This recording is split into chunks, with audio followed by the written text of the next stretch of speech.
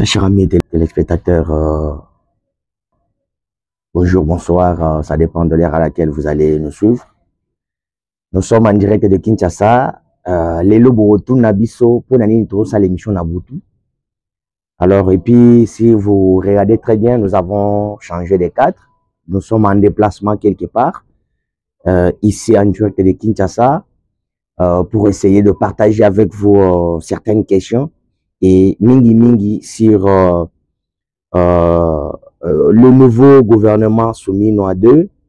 Donc, Souminois 2, nous sommes là, un gouvernement tant attendu, et beaucoup déjà attendaient selon le travail dans lequel le chef de l'État avait confié son conseiller spécial en matière de sécurité, de consulter forces vives de la République, société civile, politique, opposition, donc ainsi de suite, pour que donc on va quand même conformer ce qu'on appelle le gouvernement d'union nationale. Alors ça a été fait, c'était déjà le matin parce que c'était déjà les 8, ce n'était pas encore le 7, c'était déjà les 8, et nous sommes les 8 que je viens partager avec vous certaines idées.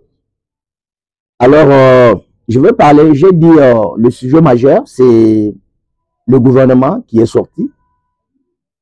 Toujours naba air moko tardive.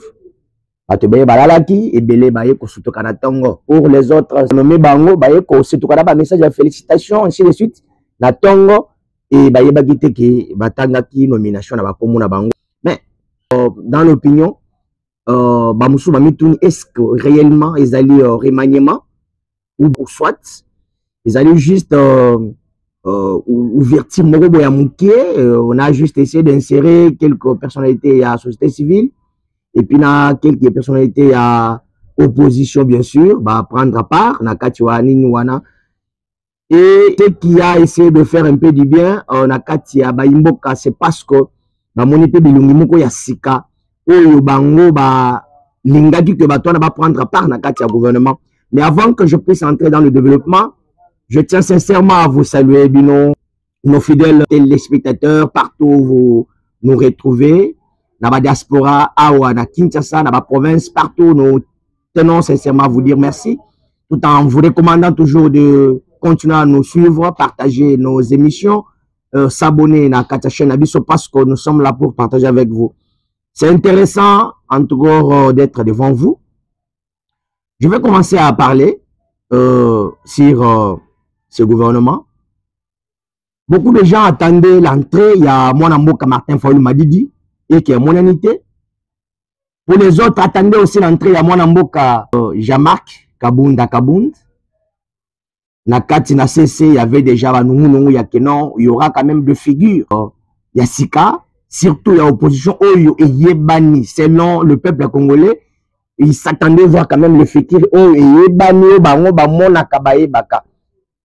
Alors, mais le problème, ce n'est pas devant tout simplement Martin Fayulu, ni Jean-Marc Kabunda Kabund, mais le problème, c'est d'avoir quand même des personnes, parce que ça a été demandé par les populations nous-mêmes, que le chef de l'État puisse avoir quand même de bonnes personnes qui, beaucoup plus, va tenir compte, il y a loyauté Nabango envers la République, patriotisme Nabango, degré vraiment, il y a bolingo, il y a engagement na Katia Mboka Nabiso, ce sont là de personnes ou population basée qui va contre le gouvernement.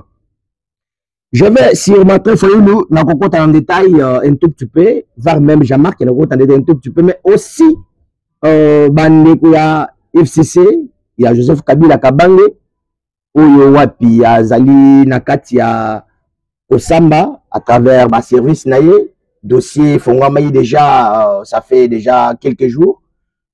Sur ce procès, il y a Joseph Kabila Kabange, il y a Osamba, mais parti naye bayambama qui est pas ya donc mwana mboka oyo ba reconduire quand même na poste naye le VPM Jacquemain Chabani o tozo PSP ba félicitations mingi et tozo souhaiter un bon mandat na musala vraiment ya l'état et puis au service de la nation pour essayer ya rencontrer pour ça des hydratats ya peuple congolais dans secteur naye ayambaki bango.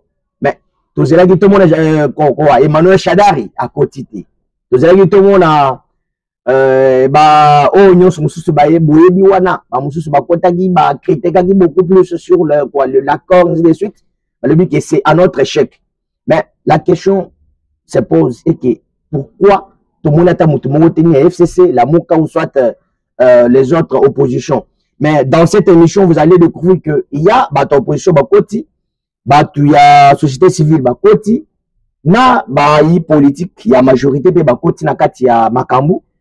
Alors avec nous tous ensemble, je vais attaquer le sujet. Il y a moi Namboka Martin Fayulu m'a dit. Là, je me rappelle le discours de Martin Fayulu, la Mouka qui Kakabo et Tongo, et on avait autour de 9h à 10h, Martin Fayulu au niveau, il y a Baden House, dans l'hôtel Naye, dans Boulevard Tchatch. Non, là, il y a Grand Hôtel, à tenir discours. Dans le discours Naye, c'était annonce au Sengaka, chef de l'État, pour que Ayambaye, Bakutana, depuis que le chef et avait accédé au pouvoir. Cette annonce, et Yambamaki Malamu et pas Yabana Mboka, partout Bazalaki, le bilan Martin Fayulu a compris qu'il devrait faire ça pour sauver le pays. Même moi qui vous parle, j'avais passé une émission sur ça. Dans le bagi que Martin Fayulu a sauvé le pays parce qu'il a compris et il devrait faire ça pour rejoindre quand même le Bokuya Ndekonaye, Oyo, Abandaki Kosenga le Bokunaye depuis le début, il y a pouvoir pour qu'il va travailler. Mais c'était un peu difficile pour lui. Mais comme déjà, c'était ça le moment, de Betagi Maboko. Et après, tant que Bayambi, des recommandations faites, na restitution, parce que ils ont eu à échanger ensemble, n'a pas collaboré, n'a pas accompagné qui est pendant quelques minutes, mais ils ont passé 2h ou 2h30 juste en privé avec Yena, chef de l'État, Yemoko, Basolo, Laki, Makamwana, Bisona Bino, Toyebaki Yangote. Jusqu'à présent, mon c'est une vérité, na makamba sola di entre Martin Fayulu na Félix Tshisekedi azate. Mais mon kaka il y a 3 minutes oh ya yaki pour que a restituer et pas ba imboka. Donc qui ba recommandation na ye. C'était pour premièrement pour Félix Ayamba. Bah tu y a pacte social, boyebi bango malamu, je peux citer Senko na ba pasteur ya ECC.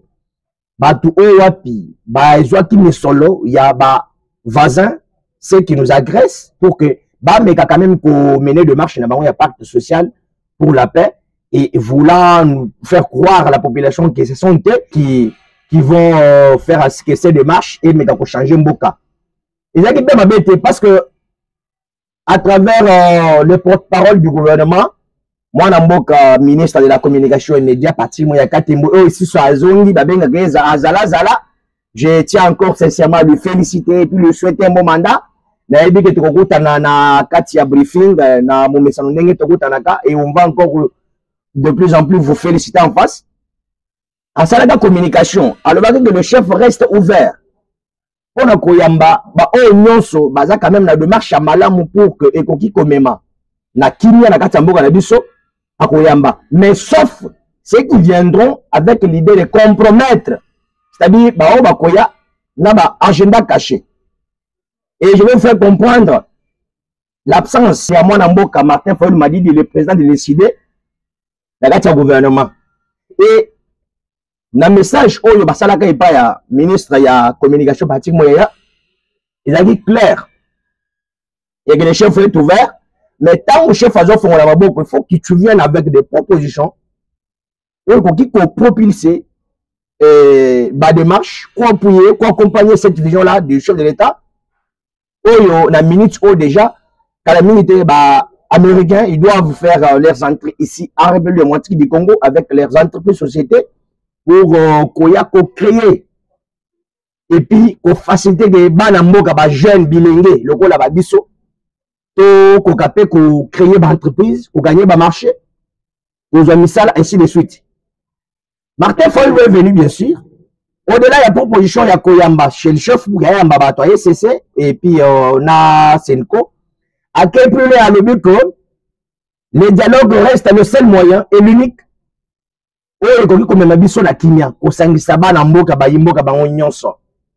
Alors, quels sont les dialogues doivent réunir? C'est la question que nous nous posons jusqu'à présent.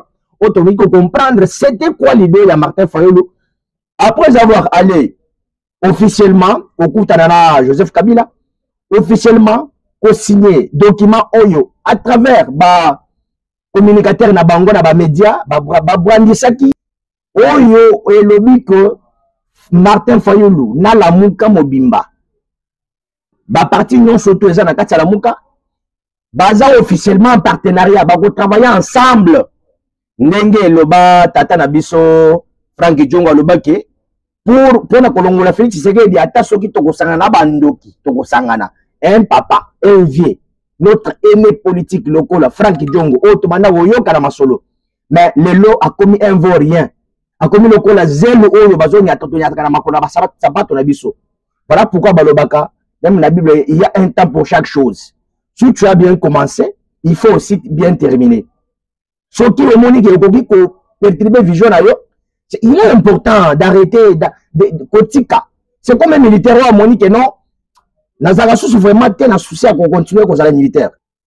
Bonnement, dignement, librement, à déposer armes, à côté soit dans l'entrepreneuriat, à côté soit dans la politique, à côté soit dans l'entrepreneuriat, soit dans la politique, et puis il le fait librement. Tu es libre de faire ce que tu veux faire. Mais il y a un salut politique. Mais au Monique est comme au Kémabé. Ok, jusqu'à tel point que ça n'a pas c'est vraiment déplorable. Voilà pourquoi le parti politique il a décidé, il y a Tata Nabiso Frank Diongo et Tikali vite. Batunyo surtout, Bakimiye. Ndenge balobaka epa ya ba vie Nabiso ba ene Nabiso mususu politique balobaka kenon Martin Fayulu atikaba na batebele lelo ba mususu baza paralysé ba mususu kutu baza sous vraiment la sens malamouté ba musu ba beta bango batonga na ba prison ba beba ba koma maboma mais lui Frank Diongo donc c'est tape hein c'est bombe la torse donc ndengazo tang sa ba photo na ba Kabila na ni luguna alors c'est on les acquis ya tamuke kala mingi te déjà ils aussi là et lorsque Martin Fayulu aye abakisa lobi qui est tout dialogue.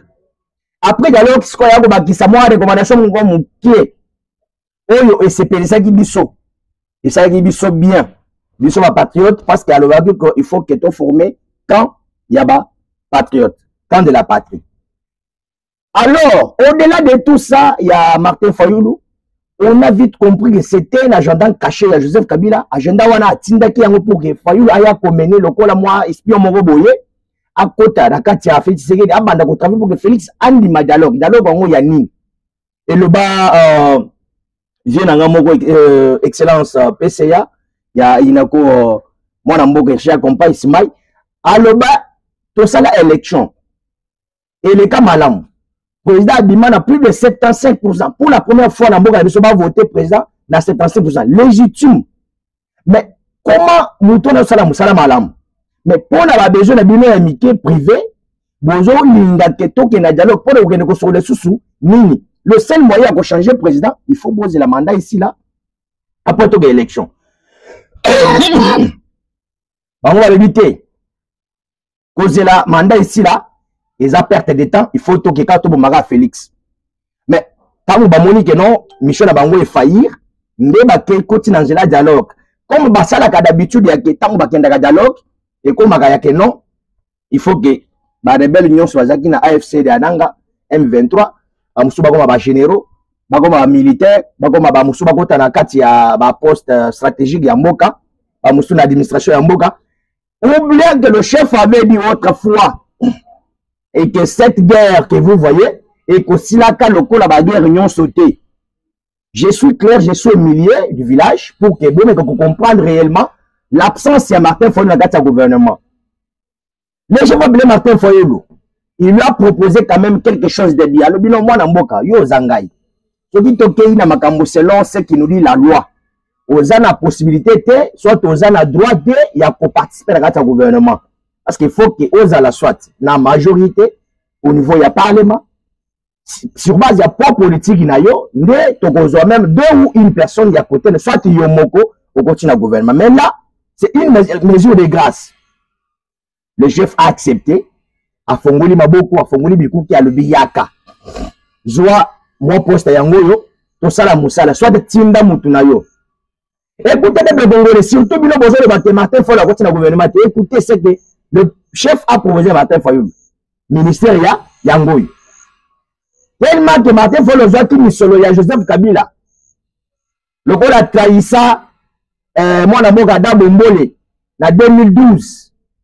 L'élection, il y a un gouvernorat au niveau de la ville province de Kinshasa.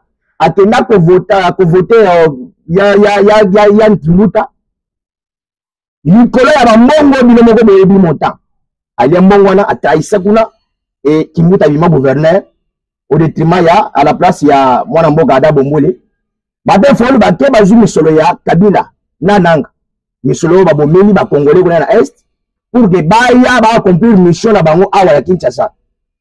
C'est donc la mission à convaincre Félix Andy Madialogue.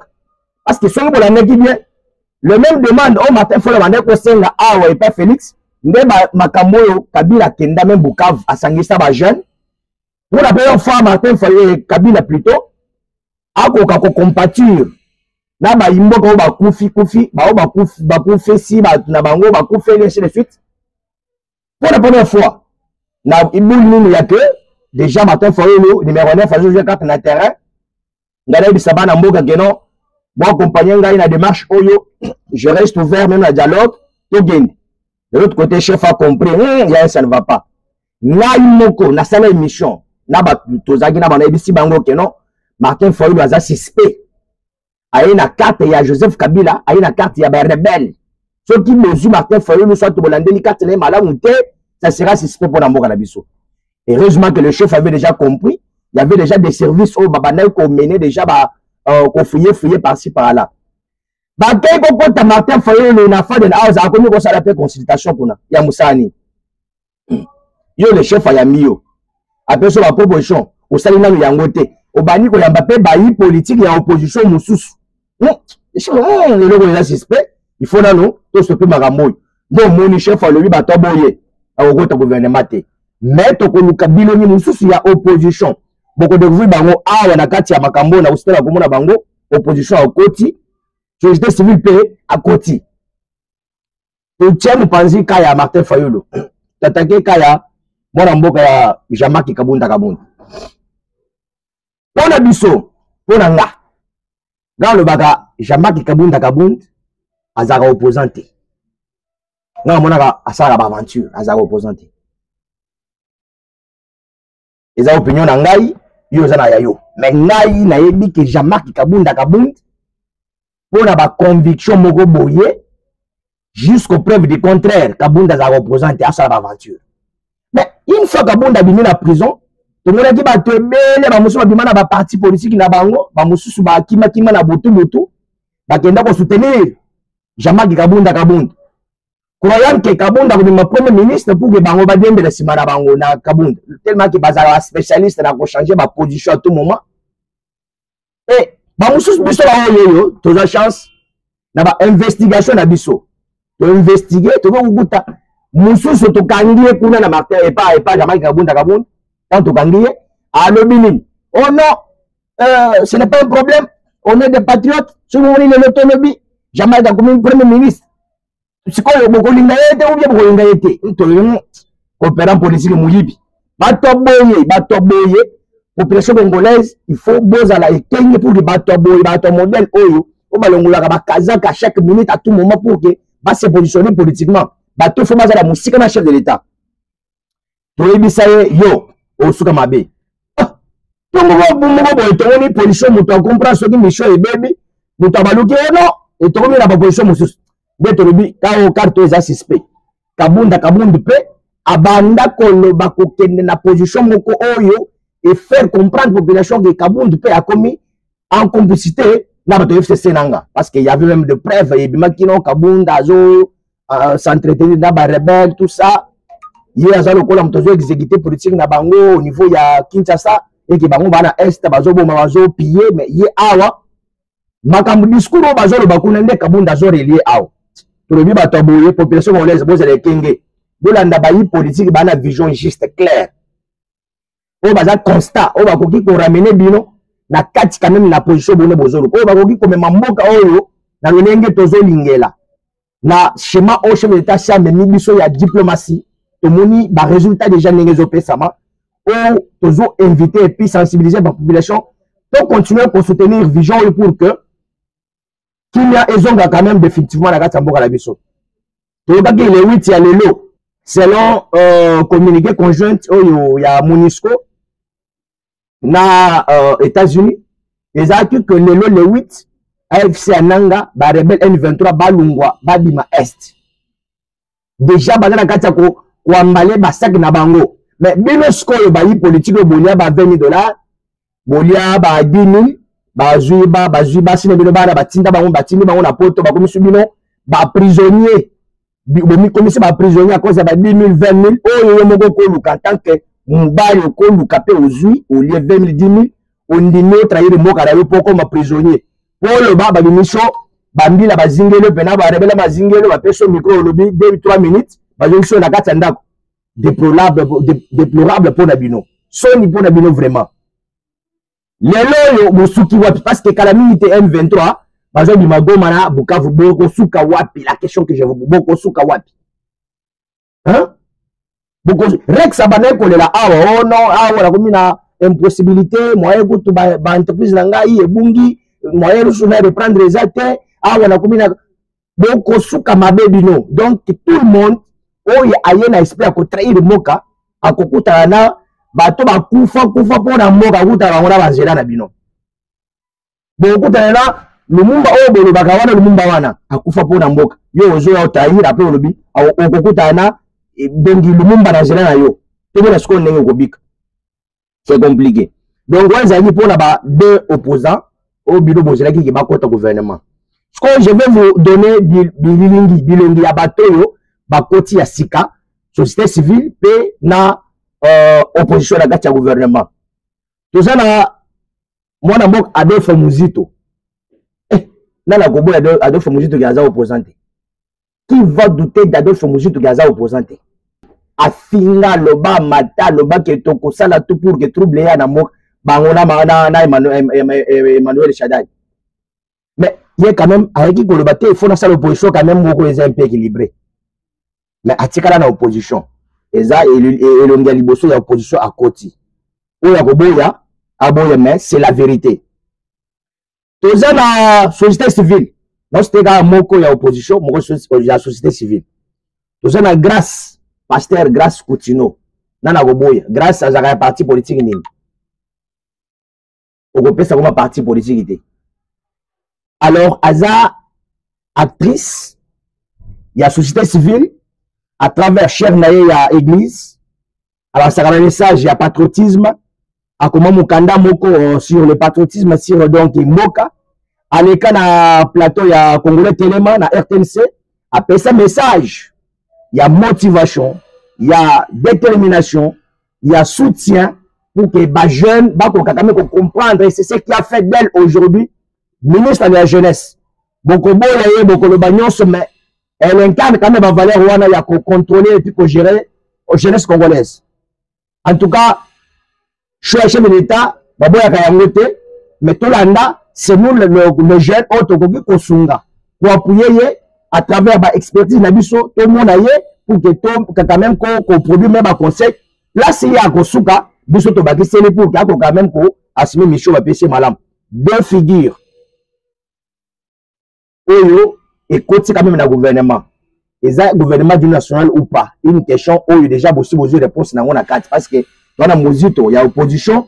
Mais bah, monsieur Bazar, restez comme il moko ya société civile na moko ya opposition. Parce que ils ont entré moko na carte ya gouvernement, entré moko historique. Il y a un combattant acharné.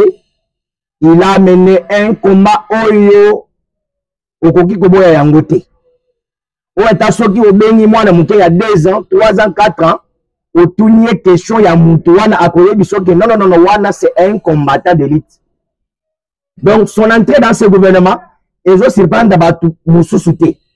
Et par contre, eza esengo pona ba peuple congolais, ya comme on appelle le chef a compris qu'il faut abanda ko benda moko bilongi o ya bunda na bango. Je cite bien le nom, mwana mboka honorable député national réélu, parce que 2 fois, c'est son deuxième mandat à l'Assemblée nationale, Désormais, il est nommé ministre délégué auprès du ministère de la Défense nationale. Mais il est chargé, il y a Magambo Itali, ancien combattant. Moi, je suis les airs un peu charmant. Mutu akoki ko douter na lit na combat les airs azati na mboka oui. Donc, toujours profiter sur notre plateau, notre émission, pour passer ma félicitations mingi. Non seulement ya ngai moko mais ya ba o nyonso ba abonné na ngai ba landaka ngai, ba o nyonso ba lingaka ndeko les airs, ba o nyonso tout ba soutenaka ye, ba o nyonso tout ba sambelaki. Ba o nyonso tout ba lelaki et pas chef de l'État pour que moi, je suis à côté du gouvernement parce qu'il a lutté à saluer lutte moko et yebani et moyen na miso. Voir même ce temps de la crise où il est qui. On t'a douté na yazate. Moi, je suis pécho, ma félictation mingi, ma fleur et pas na yo. Mais surtout, pour souhaiter yo un bon mandat. Puis que vous êtes parmi les personnes, parmi les gens dont le chef de l'État, non seulement les chefs de l'État, mais la population congolaise attend beaucoup de vous.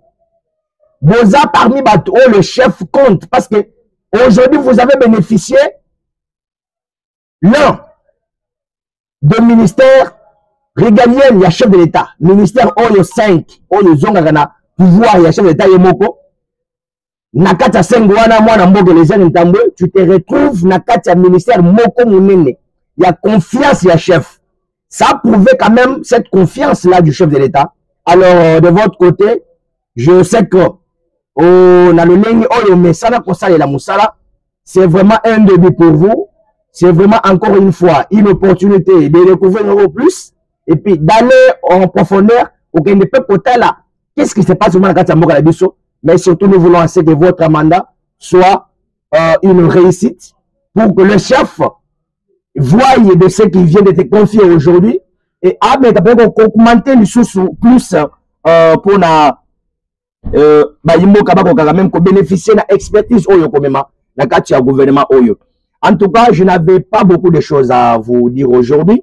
C'était juste sur cette question il y a gouvernement et voilà pourquoi je nous invite tous à soutenir le gouvernement oyo et puis ko bonne la peuple na bango. Pour ça, que soutien na biso, accompagnement na biso peuple congolais et que sunga bango, mais il y a un problème qui a essayé de déranger beaucoup de Congolais, c'est parce que ils ont des bilini moko boye, bango chef d'État ya akota bango na kati ya gouvernement. Akota bango na le chef Kabila, aya akoti bango. Si lelo azaka na bango, bango bazala ba mandat na ba année belé ko le chef de l'État. Hier, nous avons dit que mandat est belé pour les gars.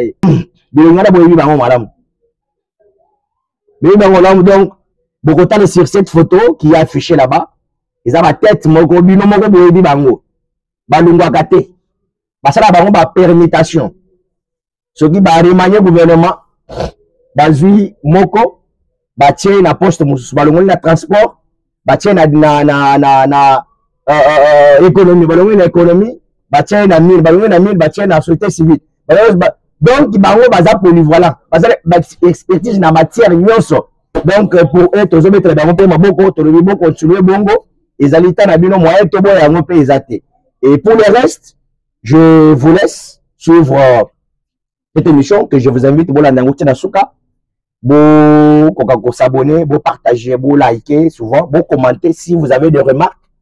N'hésitez pas de nous le faire dans le commentaire et nous allons vous répondre sur base de vos questions pour que toi améliorer quand même sans nabiso ya ko travailler. Du reste, je vous prends en congé pour aujourd'hui, Tokotani Lobby. Merci beaucoup.